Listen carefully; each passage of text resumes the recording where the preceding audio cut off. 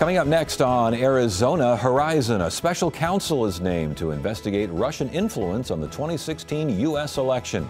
Also tonight, state Republican leaders talk about the recently concluded legislative session, and the Arizona Theater Company hosts the world premiere of a Sherlock Holmes mystery. Those stories next on Arizona Horizon. Arizona Horizon is made possible by contributions from the Friends of Arizona PBS, members of your PBS station. Thank you.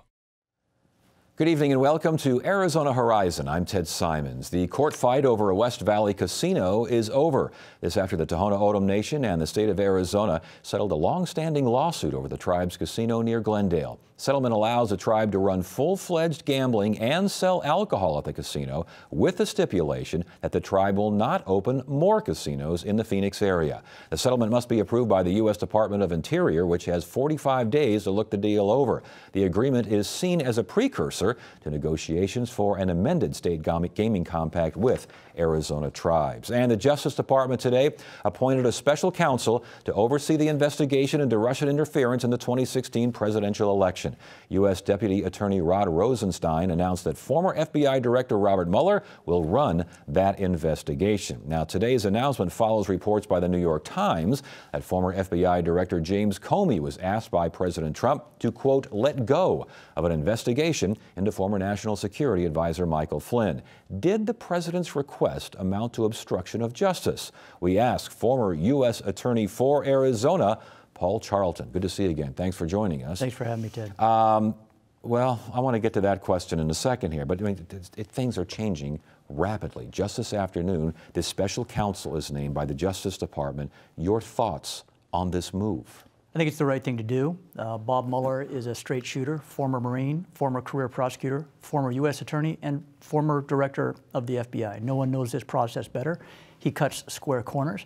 This is an individual whose sole and monolithic goal is going to be to discover the facts. So I think this is a decision that the public can have confidence in. Now, this is not an independent counsel, correct? This is through the Justice Department. There's a nuance, but an important distinction there. The independent counsel was one we might remember from our history. Archibald Cox was an independent counsel, appointed as an independent counsel to investigate Richard Nixon, and famously fired in the middle of that investigation. This is something different. This is an individual who is appointed by the Deputy Attorney General. Should have been the Attorney General. He's recused himself. The Deputy Attorney General makes the appointment. And this individual, Mr. Mueller, will now report to Rod Rosenstein, the Deputy Attorney General, which is different than the old independent counsel law. What happens next? Because it seems to me, and again, I don't want to confuse apples and oranges here, but I remember when Bill Clinton was going through this, that started with Whitewater and ended with someone named Monica Lewinsky that we had no idea who she was when Whitewater started. This investigation, this can go in any direction, or is it focused on Russian influence on the election? It's a very legitimate concern, and independent counsels have a terrible reputation for doing exactly what happened with Ken Starr. This is an investigation which is circumscribed by Rod Rosenstein's directive to Mr. Mueller that he is to investigate potential Russian interference with our election and what may have arisen from that alleged crime. So we do have, within the four corners of that document, some definition of how far it is Mr. Mueller should go. Okay, if he wants to go somewhere else or he finds something else, what happens? He's then to go back to the Deputy Attorney General and ask for permission to expand the scope of his investigation. As you point out, though, Ted, in the past, independent counsels, those who were appointed through Congress or through the Attorney General and then supervised by a three-panel member of the Court of Appeals, famously or infamously went far beyond the scope of their investigation. Here I think we can count on Bob Mueller to do exactly what it is he's been asked to do, and we can count on, I think, the supervision of Mr. Rosenstein to make sure that he is looking only at those things that deserve his attention. So what happens next? Give us a timeline here.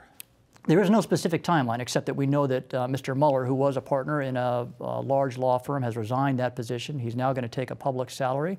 He's going to begin his work very quickly. This is an individual who knows how to investigate a case, knows how to assemble a team, knows how to work with the FBI.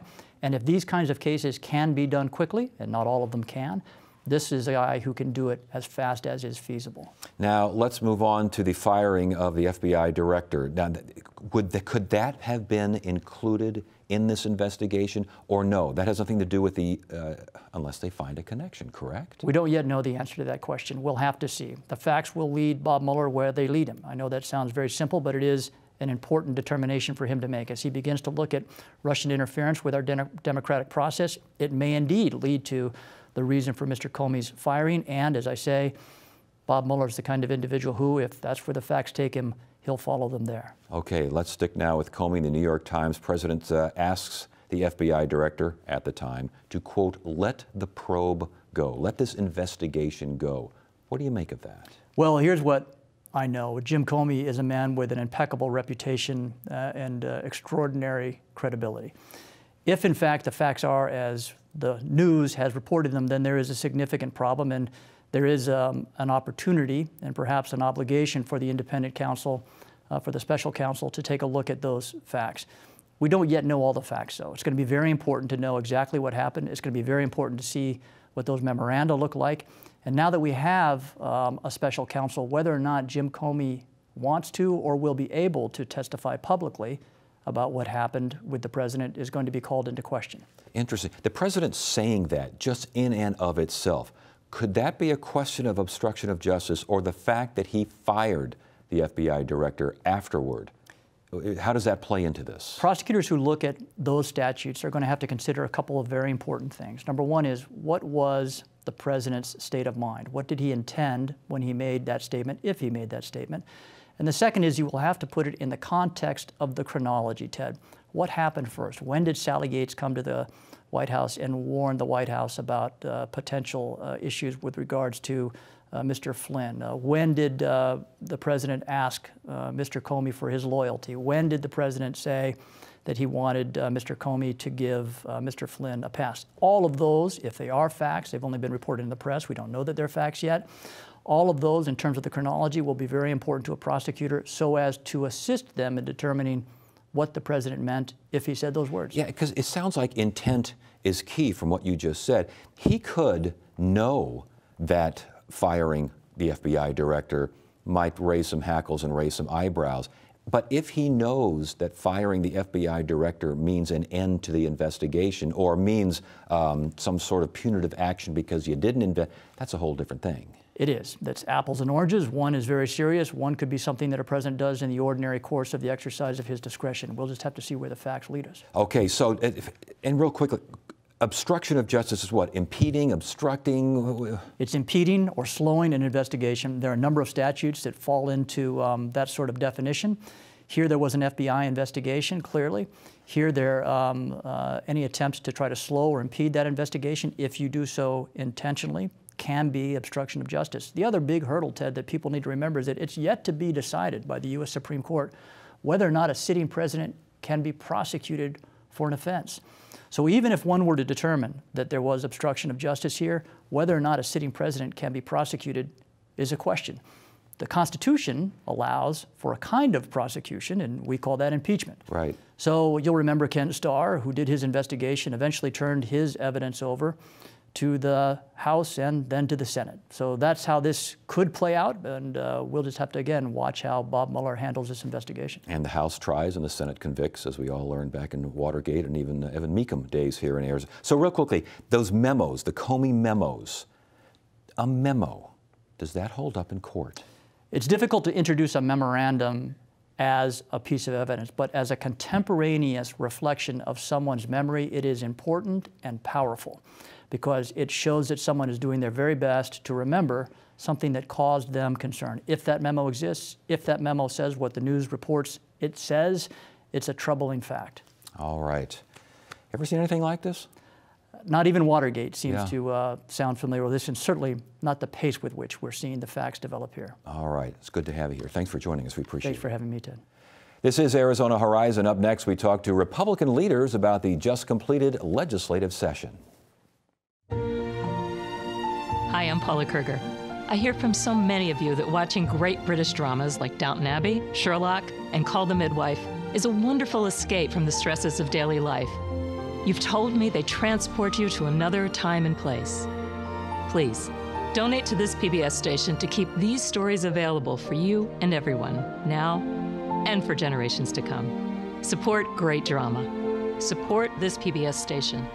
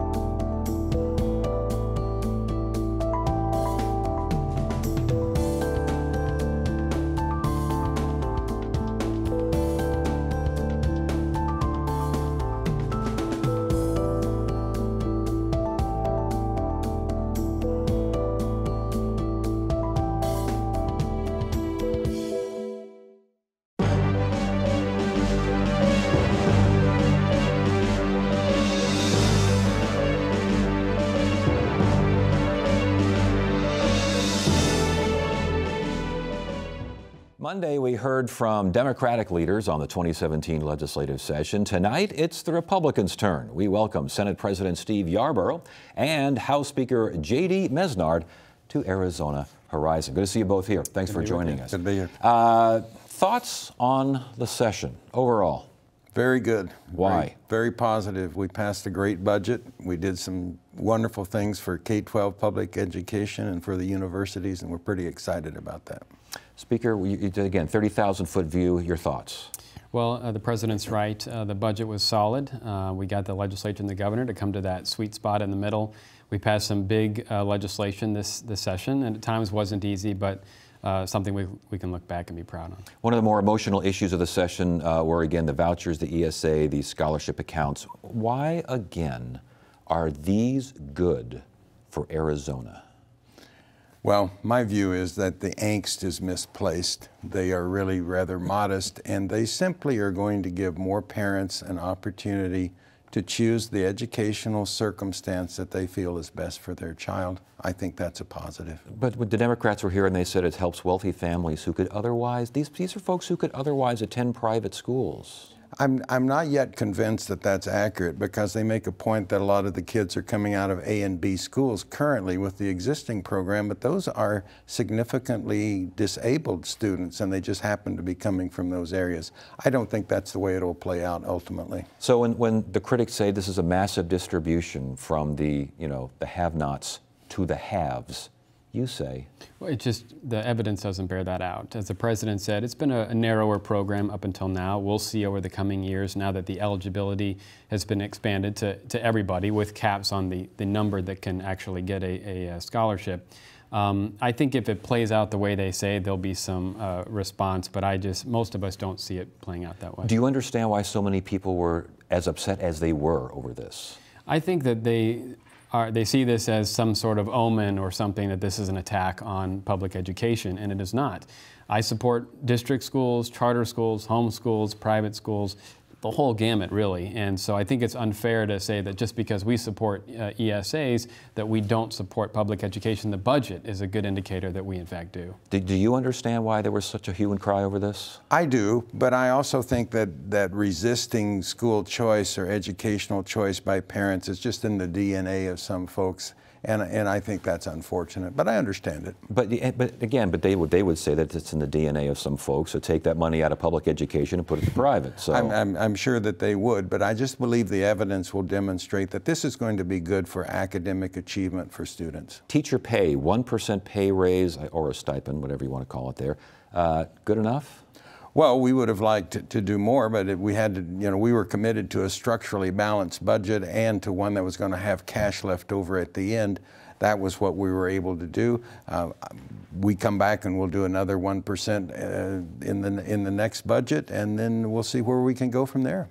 What do you think about that pay raise? I think it's a good start. I mean, over 2 years is over $1,000 on average. I think that's not something to sneeze at. Would we have liked to do more? The president's right. We had other issues competing, like the impact of the minimum wage on the DD community and how we are going to handle that. They felt like they didn't get all the resources they want. So as you can see, there were a lot of different competing priorities, and we did the best we could to distribute it to as many as possible. And yet we got another income tax break here. I mean, again, with all this other stuff going on, was that necessary? It was a pretty small income tax. It was. I think that to some who were supporting the budget where we spent hundreds of millions more, they felt that a little nugget to the taxpayer, even if it's small, is meaningful, because we don't want to just be about spending. We also want to be about helping out the taxpayer. A little nugget to lawmakers as well, correct? Is that the kind of thing that has to be done to get things done? Sometimes that's what it requires to get things over the finish line.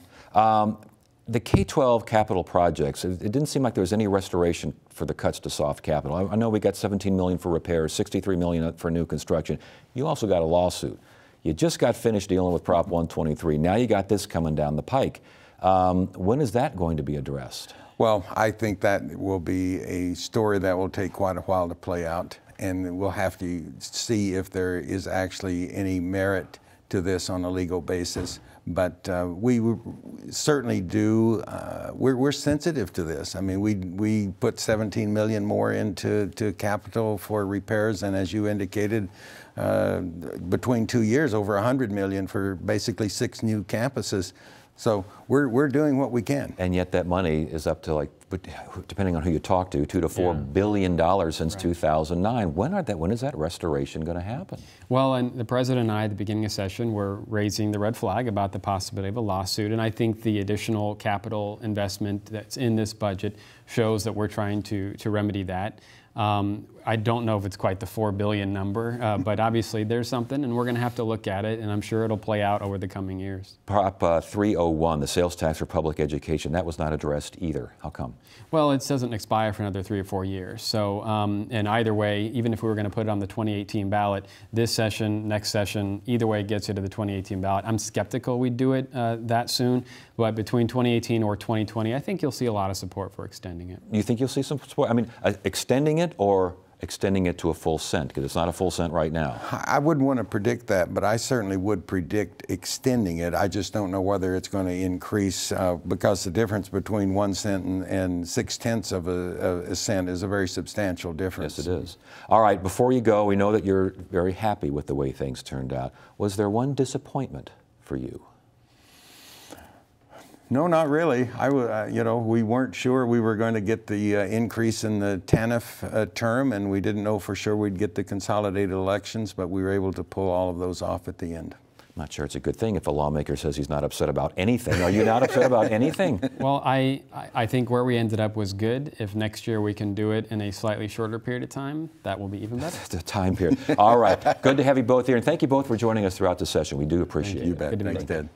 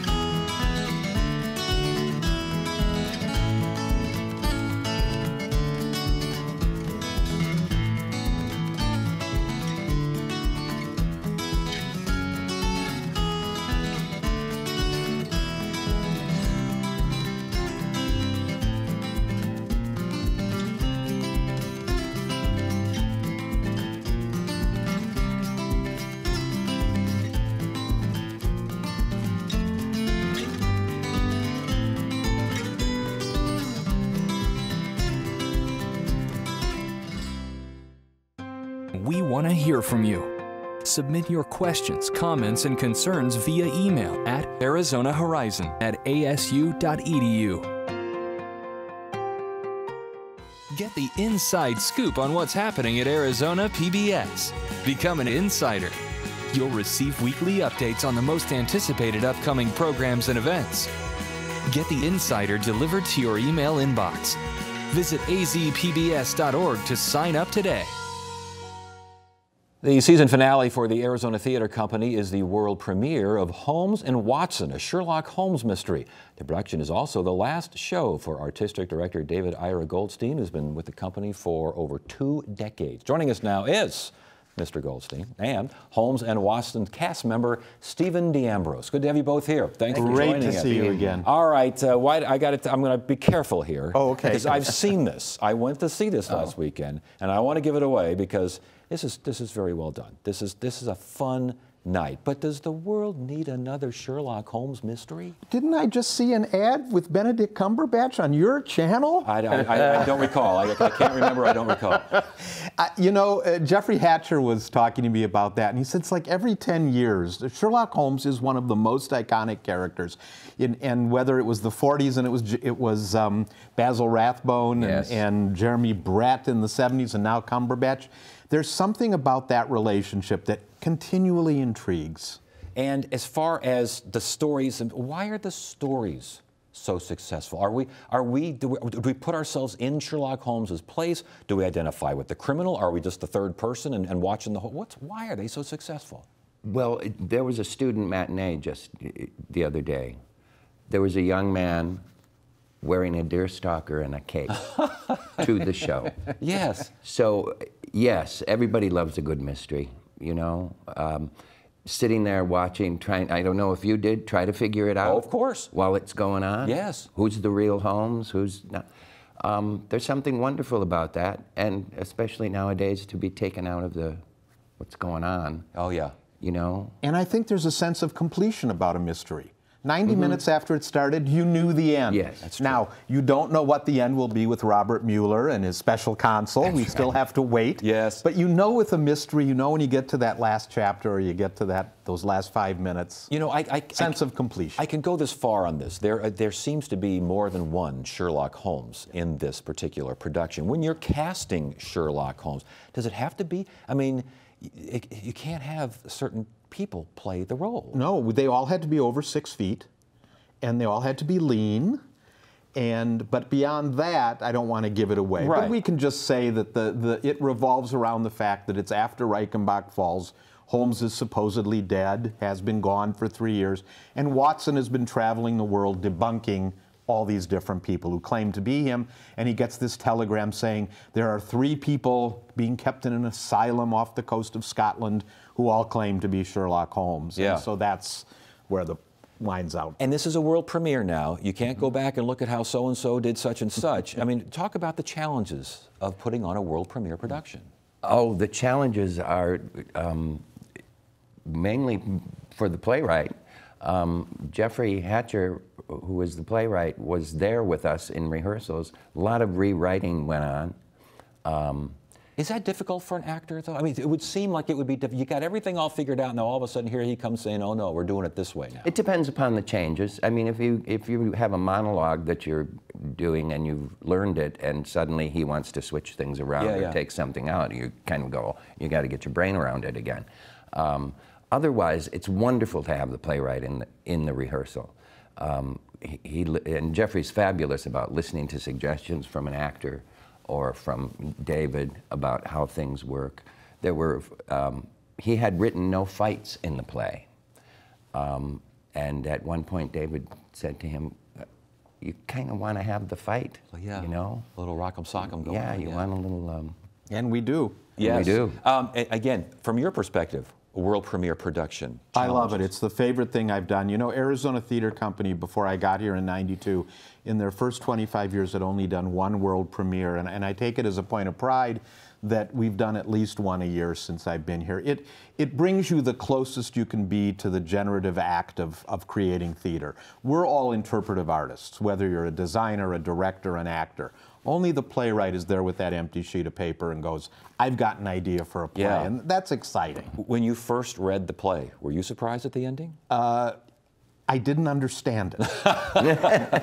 Well, obviously it has been redone because it was very easy it's to very understand. clear, and that was my job as director. But yeah, it was a little tough to keep track of on the page because, again, not giving away anything, but not everything is what it seems to be. Well, you have to, as an audience member, you have to pay attention. Yes. You can't be diddling doddling around here. You got to pay attention to what's going on that Just stage. like Horizon. Yeah, yeah, sure. 1992. Yeah. Now, where are you going? What happened? I'm staying right here near Central and Camelback. I love it here, and But, you know, Arizona Theater Company is a two-city operation. We're equally in Tucson and Phoenix. And I've spent 25, getting close to 26 years up and down the I-10 2 or 3 times a week, and away from my wife, Michelle, who you know. And it's time for me to try and do some other things. And it's an 80-hour-a-week job, and I think 25 years is a good long tenure for an artistic director. Get to join the rest of us rubes out in the audience and go, oh my goodness, that's how this.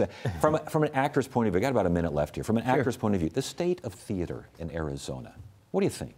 Well, I'm from New York, by way of Minnesota. Which is where I knew David from 40 years ago, but that's a whole nother story. Yeah. I only have a minute. I would say generally in the country, the state of theater is good. It's in good hands. It's amazing how tight and small the community of actors is in this country.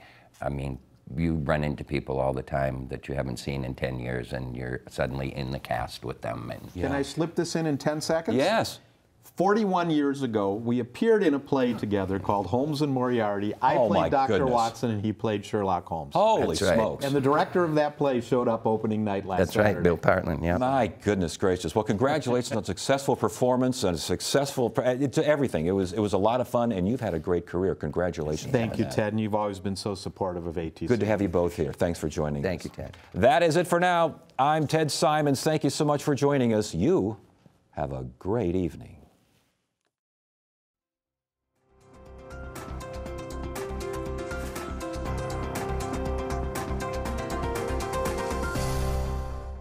Arizona Horizon is made possible by contributions from the Friends of Arizona PBS, members of your PBS station.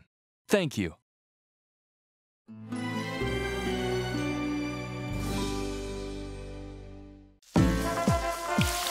It's like eating in Technicolor.